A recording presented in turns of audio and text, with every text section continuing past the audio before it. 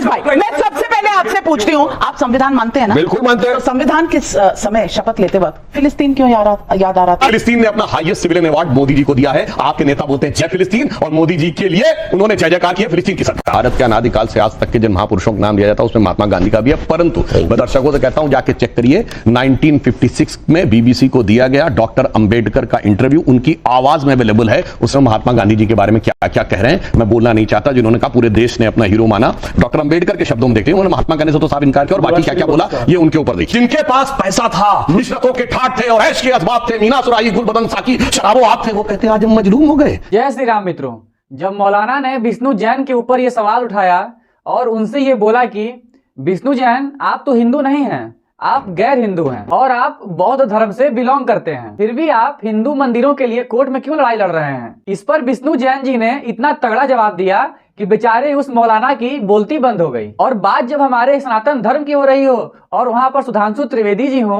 तो भला वो कैसे चुप रह सकते हैं? सुधांशु त्रिवेदी जी ने और विष्णु जैन जी ने, यानी कि दो सनातन महावीरों ने कैसे मिलकर के दोनों मौलानाओं की रिलाई की, ये आपको देखना चाहिए। तो आइए हमारे साथ इस डिबेट को पूरा देखिएगा।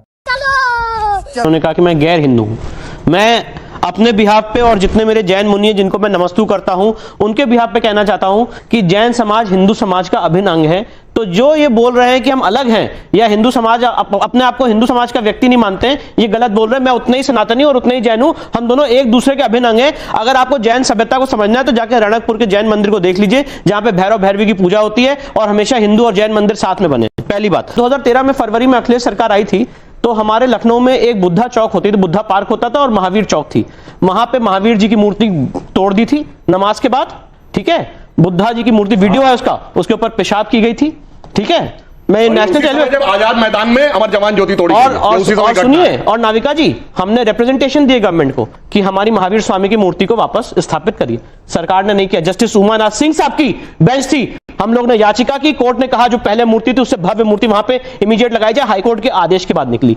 आज यहाँ पे बात कर रहे हैं कि इन्होंने यहाँ पे बात की कि एक मिनट बता रहा हूं, जूनागढ़ की बात पे भी आ रहा हूं। मैं पूछना चाहता हूं जो निहत्ते का आज तो 6 दिसंबर है, निहत्ते सर आप ऐसे बीच में, सर आप ऐसे बीच में लखनऊ की बात बता दी। नहीं, काउंटर अपने आप को बताइए मत। जूनागढ़ के जैन समाज के साथ खड़े हो, पूरा मुल्क देख रहा है आपको। आप विष्णु जैन, आप युवा हो, बोलेंगे आप युवा हो, आप युवा हो, राजनीतिक राइट हो या कुछ भी हो, और तुम्हारे आप युवा हो, बयान है तालिबान मेरे दिल में, आप युवा हो, आप युवा हो, मेरे दिल में शफीकुर बीजेपी आपको इस्तेमाल कर रही है, गलत बात है। उड़ाया था, लेकिन जूनागढ़ पे जैन मंदिर के हमले पर नहीं बोला। चलो बोलने लगते हैं। डीएनए सबका चेक कराना पड़ेगा। अरे आप लोग संविधान को कभी तो मानो, संविधान की शपथ लेके चीफ मिनिस्टर बन जाते हैं और जो मैटर सब क्या बात करते हो जाके संविधान की शपथ। मैं तो चाहूंगा सुप्रीम कोर्ट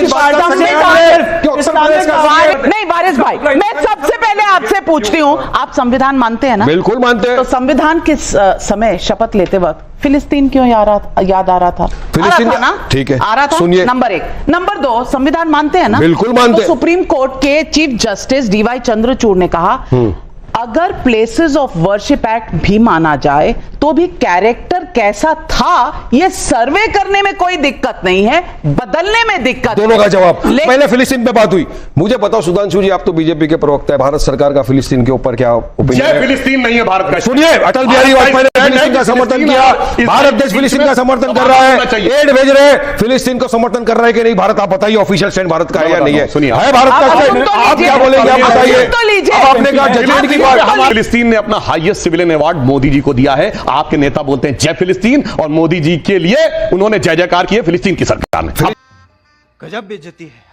ये ऐसा ही मॉन्यूमेंट है। मैं मिस्टर जैन से पूछना चाहता हूं कि अब ये बोल रहे थे कि इन्होंने लखनऊ के अंदर गवर्नमेंट अथॉरिटीज को लिखा जब वो स्टैचूज गिरे, क्या आपने ऐसे को कभी लेटर लिखा था संभल के लिए? बिल्कुल लिखा। एक सेकंड, आपने पेटिशन नहीं पढ़ी? एक मिनट, पूरी बात। क्या सरकार का काम आप करेंगे? क्या आपने सरकार को चिट्ठी लिखी है एसआई? नहीं, मैं कुछ एक प्लीज कह रहा हूँ, डीजी एसआई क्या कर रहा था? वाई वो क्यों नहीं कोर्ट में गया और आप क्यों गए? ठीक है, अब मैं मैं पूरी बात कह लूं। सरकार के मंत्री क्या कर रहे थे? ठीक है, गवर्नमेंट ऑफ इंडिया की एएसआई गवर्नमेंट ऑफ इंडिया के अंडर आती है, डायरेक्टर जनरल क्या कर रही थी? क्या कर रहा था?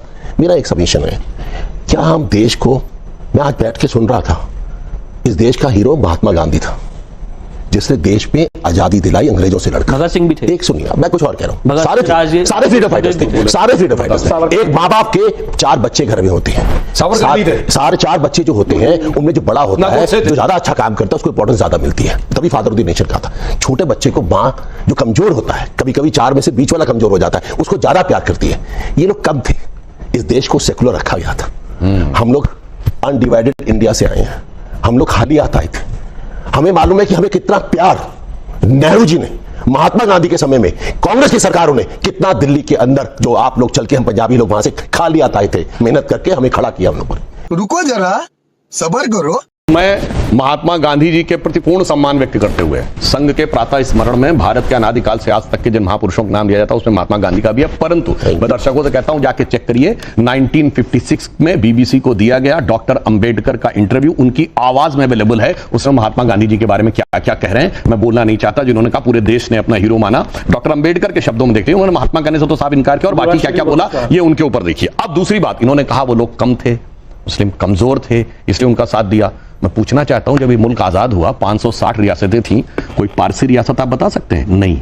कोई जैन रियासत बता सकते हैं? नहीं। 1-2 महाराजा पटियाला छोड़ दीजिए, सिख रियासत नहीं थी, ईसाई रियासत नहीं थी, यहूदी रियासतें नहीं थी। और आज स्थिति क्या है कि जैन सबसे ज्यादा इनकम टैक्स कंट्रीब्यूट करने वाली कम्युनिटी है।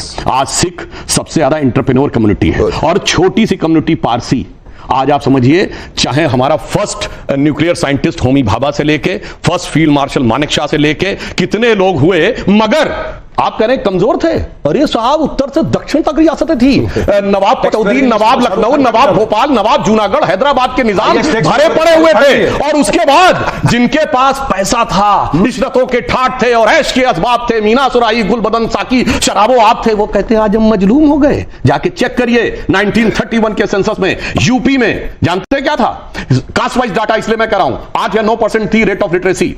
हिंदू समाज की सबसे पढ़ी लिखी कम्युनिटी ब्राह्मण मानी जाती थी, 15% रेट ऑफ लिटरेसी। क्षत्रियों की 13% रेट ऑफ लिटरेसी, सैयद मुसलमानों की 24% रेट ऑफ लिटरेसी, 24%। जानते क्या हुआ? ये आप लोगों के चक्कर में पड़ के ये हो गए, जो हुक्मराने वक्त थे वो आज मजलूम हो गए, क्योंकि सेकुलरिज्म के जाल में ऐसे फंसे कि उलझुल हो गए। चीटिंग करता है तू, चीटिंग करता है तू। लोगों ने इस मादरे वतन को अपना चुना, मौलाना हजरत मोहानी को, भगत सिंह को, अशफाकुल्लाह को, चंद्रशेखर को, गांधी को, जिनको अपना माना। मेरे बाप दादा मैं अपनी बात कर रहा हूं, पूरी बात जिन्होंने कहा कि ये जो भारत का संविधान है, जो भारत का संविधान है, हवा में मत बात करिए। यही हमारा जिन्ना कहां से चुन के आए? हमारा मजहबी कॉन्स्टिट्यूएंट असेंबली में बोलो, जिन्ना कहां चुन के आए थे? जिन्ना कहां चुन के आए थे? न ढाका से, न श्यामा प्रसाद मुखर्जी कहां के? पूरी बात सुनिए। श्यामा प्रसाद मुखर्जी कहां के डिप्टी सीएम? सुनिए, मुस्लिम लीग बाईकुला सीट से चुन के आए थे, 95% मुस्लिम लोग, 95% मुस्लिम लीग से इंडिया में डिप्टी सीएम बनने वाले देशभक्ति का सर्टिफिकेट बांटा। ये दिन आ गया नहीं है, ये दिन आ गया। चिल्लाना है, फैक्ट पता नहीं है। वही डॉक्टर भीमराव अंबेडकर ने कहा था, हिंदू राष्ट्र का जो पूरा आइडिया है ये करो। अब मैं बताता हूं, डॉक्टर अंबेडकर ने अपनी किताब Pakistan and the partition of India, doctor Ambedkar ने भारत का विभाजन, उसमें उन्होंने पेज नंबर 100 से 112 के बीच में लिखा है कि मुसलमानों के लिए भाईचारा एक बंद कंपार्टमेंट है, जहां सिर्फ अपने लोगों के लिए मोहब्बत है और बाहर वालों के लिए सिर्फ नफरत और हिकारत है। कोट किया मैंने किताब, कोट किया है मैंने पेज, अंट शंट मत बोलो मेरे भाई। हमारे सनातन धर्म का विरोध करने वाले लोगों को इतना प्यारा जवाब दिया गया कि उनकी बोलती बंद हो गई। आपको ये वीडियो कैसा लगा हमें कमेंट में जरूर बताइएगा, और ऐसे ही और भी इंटरेस्टिंग और इन्फॉर्मेटिव वीडियो के लिए आप हमारे वीडियो को लाइक करके चैनल को सब्सक्राइब कर लीजिएगा।